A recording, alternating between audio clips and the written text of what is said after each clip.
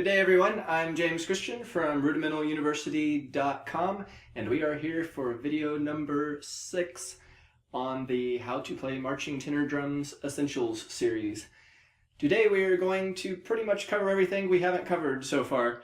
We're going to cover the standard tenor terminology, tenor rudiments if you want to call them that, and that's pretty much it. I realize I haven't really talked much about double stops yet, so I want to say a few brief words about that first, just because they are so common in tenor music.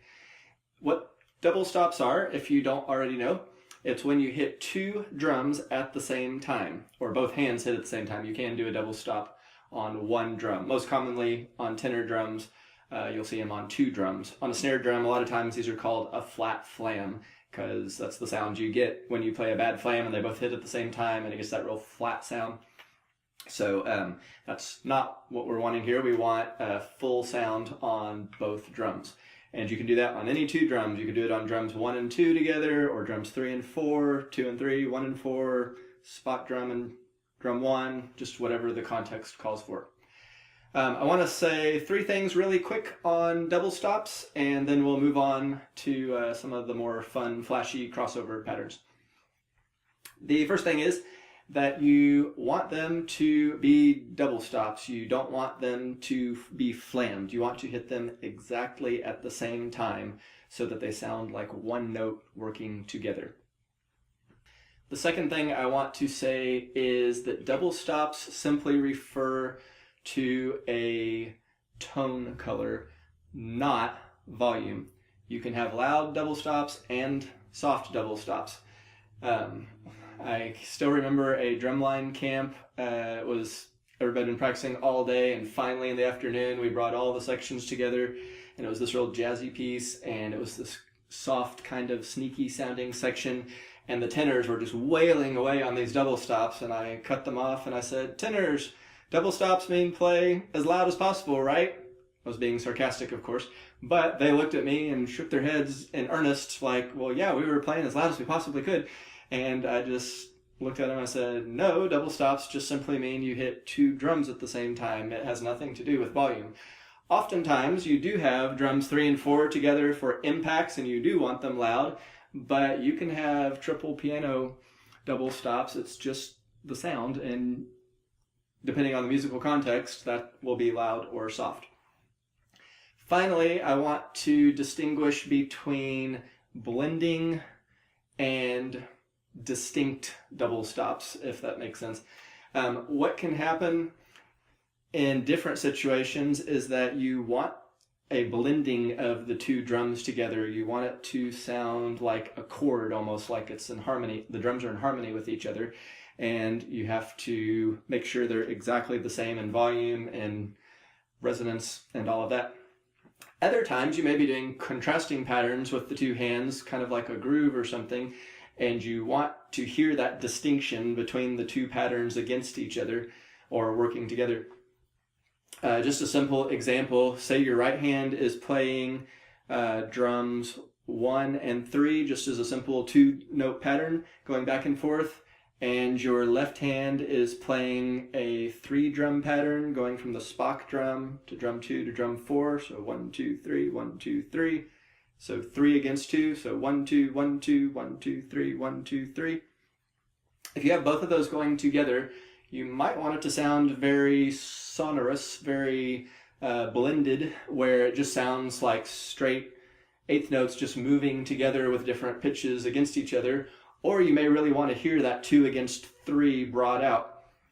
And I'm hoping that'll come out on the recording for this. I'm not using thousands of dollars worth of microphones for this recording, so hopefully the microphone quality will pick up the difference on here. But I'm going to play it first as a smooth blended sound, and then I'm going to play it as a more distinct 2 against 3 pattern, and hopefully you can hear the difference between the two.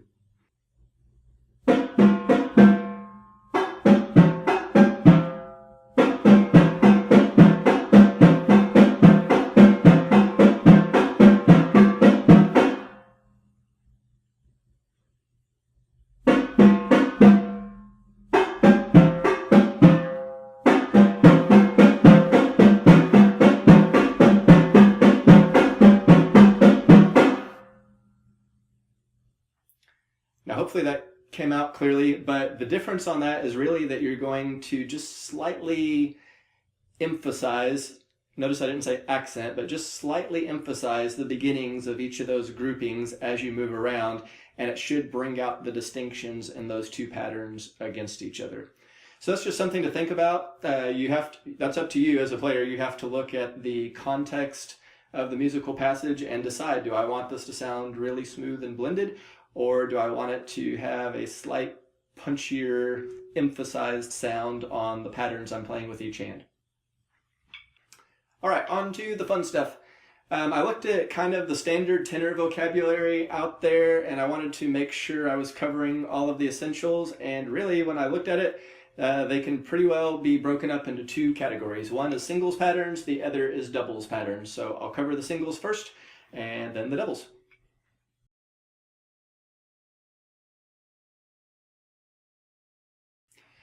All right, these first four patterns are all going to be triplet based, and I will preface them by saying the names I'm going to give you I've always thought sound kind of dumb, but some people use these terms and you should just know them.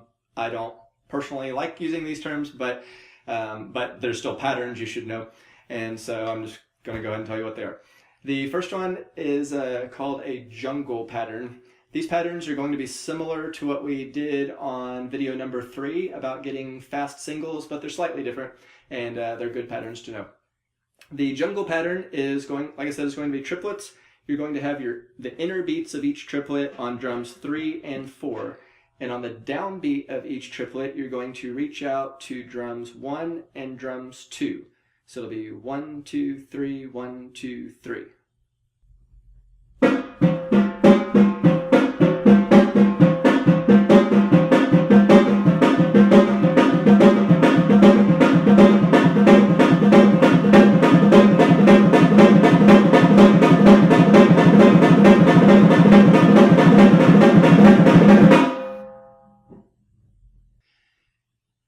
The second pattern is a variation on that, and I actually have not heard a name for this one anywhere, but I've seen it in different music.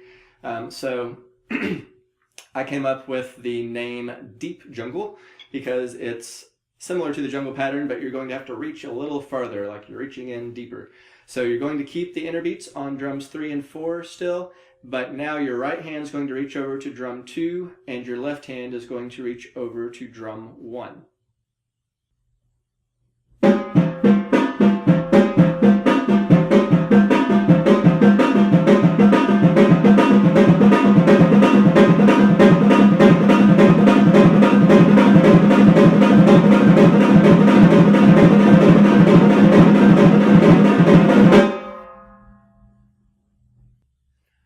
For the next pattern, we're going to get out of the jungle and move into the city.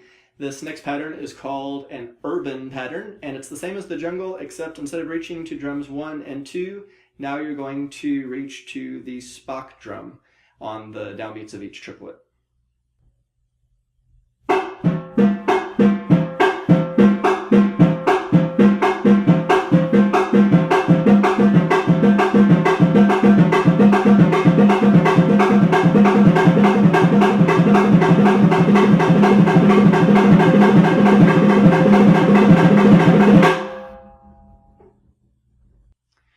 Now for the final of these type of patterns, the urban pattern had the inner beats on drums 3 and 4. Now you're going to do the exact same thing, except you're going to move the inner beats to drums 1 and 2. The Spock drum will still be what you play on every downbeat. And this one is called a suburban pattern.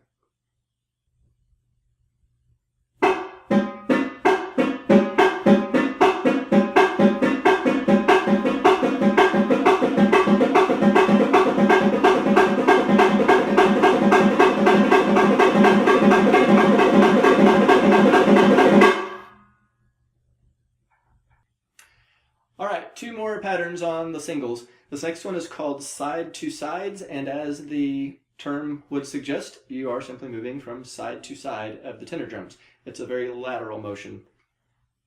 To play these effectively, it's extremely important that you focus on your playing zones. You want to play right in the center of each drum, not the dead center where it sounds dead, but the center, when you're looking at the whole perimeter of the drum, as far as what's closest to you, the center right at that point. Don't try to cheat by getting too tight here, because then you have to reach and you're going to have to change how much you're moving from each one.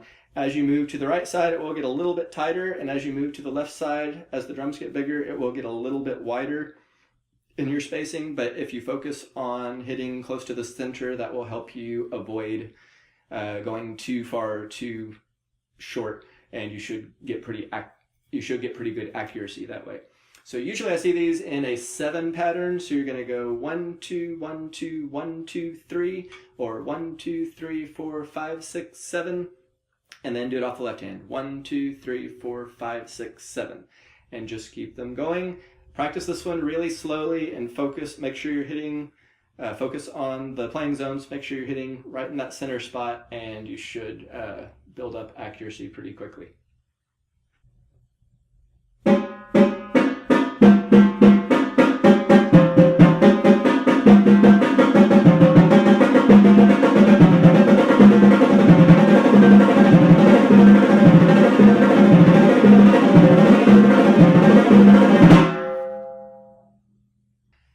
That pattern used 7s. This pattern is going to use 5s. This is the final pattern, and they are often called cross 5s. You're just playing straight quintuplets, and you're going to cross over on the 3rd note. So the main way I've seen this done is on drums 1 and 2, and you're going to cross over on the 3rd note. So on drum 1, you're going to go 1 2 3 4 5, and then on the left hand, you're going to start on drum 2, and you're going to go 1 2 3 4 5. So when you get it going fast, it looks really cool.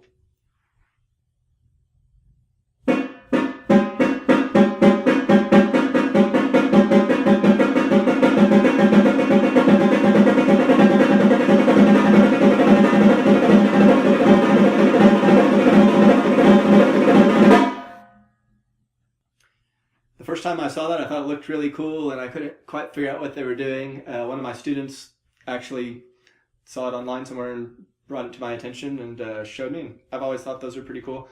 One variation I've seen Bill Bachman do is he takes the exact same thing, except on the beginning of each 5, he puts an extra change where he plays the first note on the outer drums, on drums 3 and 4. And that adds a little more difficulty to it, and it's also pretty cool looking.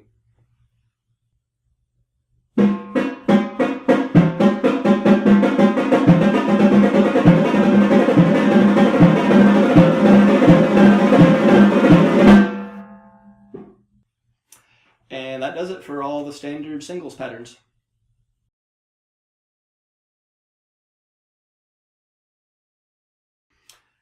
All right, and now on to the doubles patterns.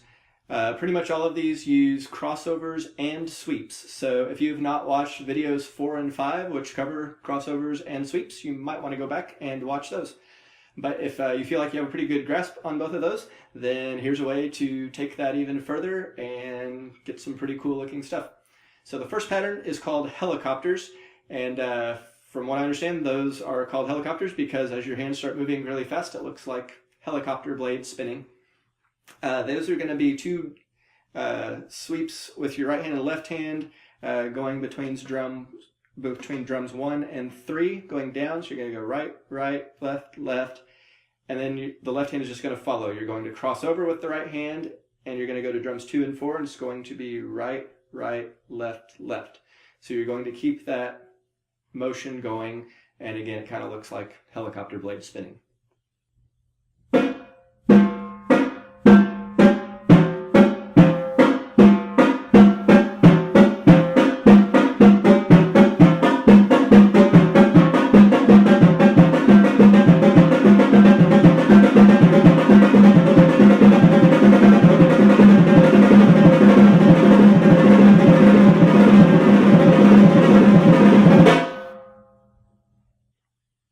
Now, you can also do those off the left hand. It's just a complete mirror of it. So on the left hand, it's going to be left, left, right, right, and then cross over, and you're going to have left, left, right, right.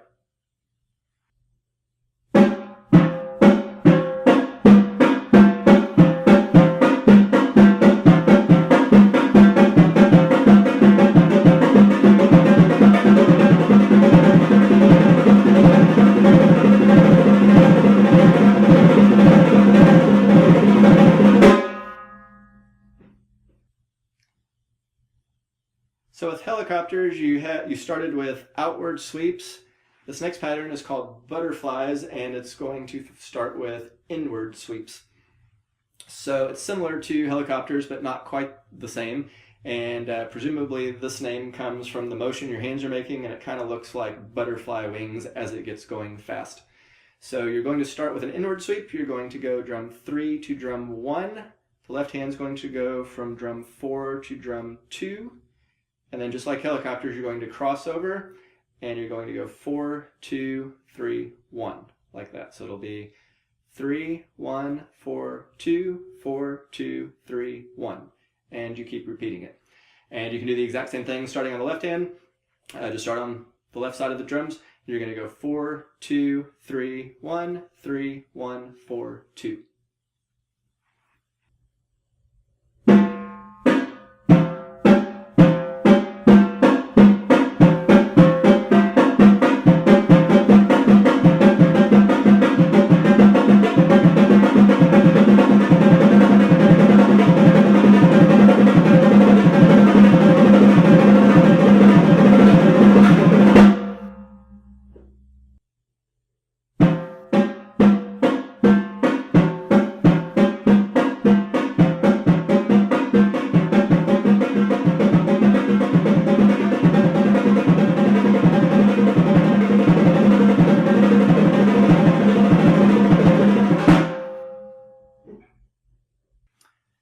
The next doubles pattern is called figure eights, and sometimes I've heard helicopters called figure eights, but these are the original figure eights, and they actually make a figure eight pattern when you do it. You'll feel your hands kind of tight in the middle and then broader as you move out from the drums. So the start's very similar to helicopters. You're going to go right, right, left, left, right, right. And notice I did 3 right there, so it's in 2 sets of 3. You're going to go 1, 2, 3. Then you're going to do the exact same thing off the left hand. It's going to mirror that pattern. So you're going to go left, left, right, right, left, left. So on that third double, you're going to do a crossover. So 1, 2, 3, 1, 2, 3. And again, when you get them going fast, they make a figure 8 shape.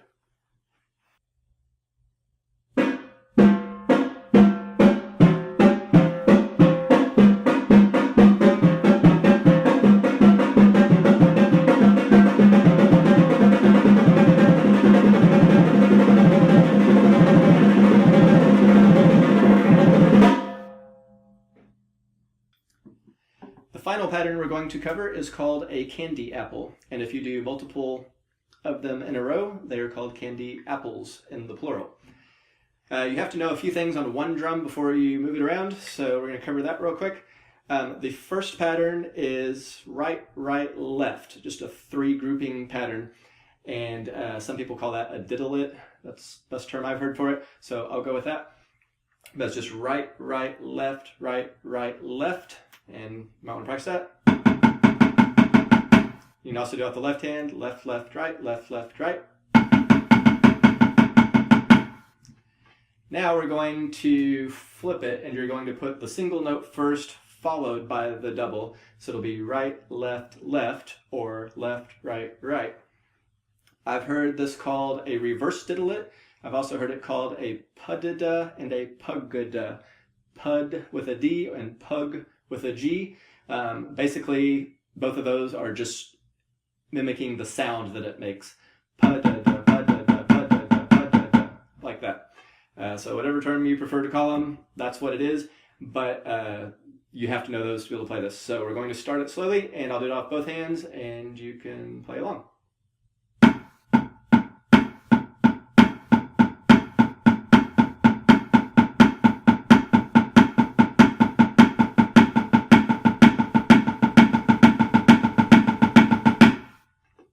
I'm only going to go about that fast because we're going to add something else to it in a second.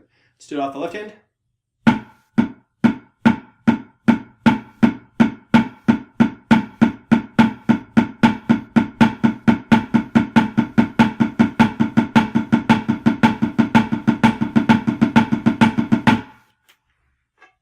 All right, for our final variation on that, we're going to put a double on the first note.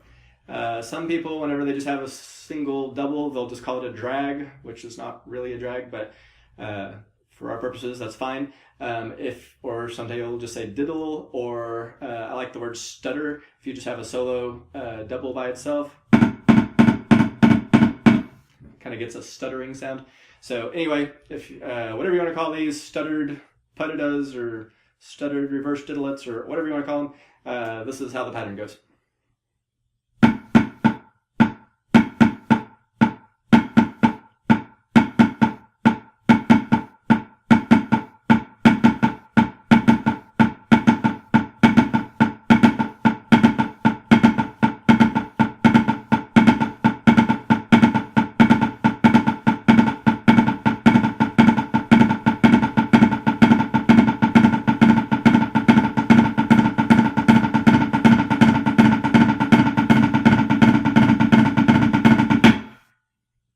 And then off the left hand.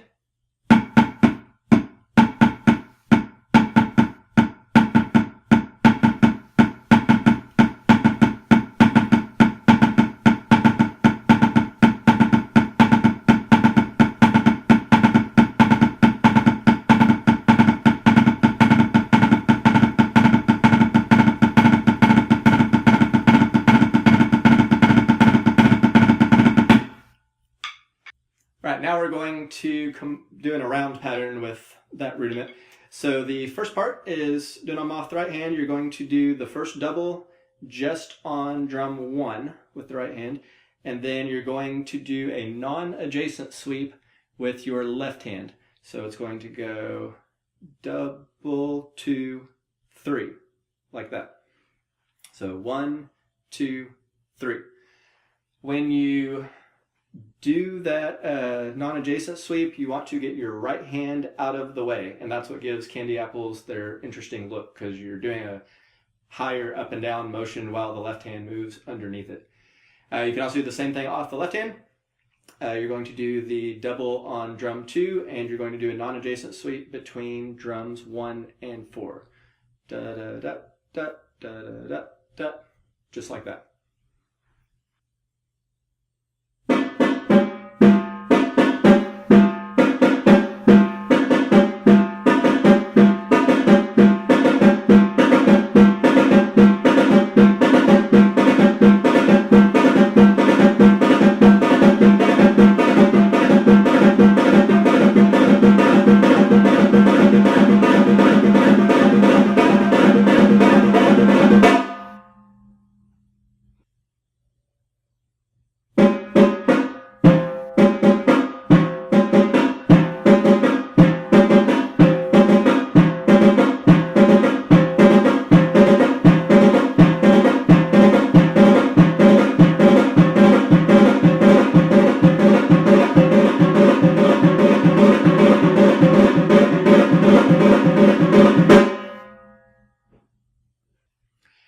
And that will do it for the standard patterns today. Those were the main ones I could come up with. So if there's something obvious that I left out, or you have other patterns that you just enjoy playing and want to share, please post them in the comments. I always love learning new tenor around patterns, and I always love learning new rudiments. And I'm sure most people watching this video would love seeing those too.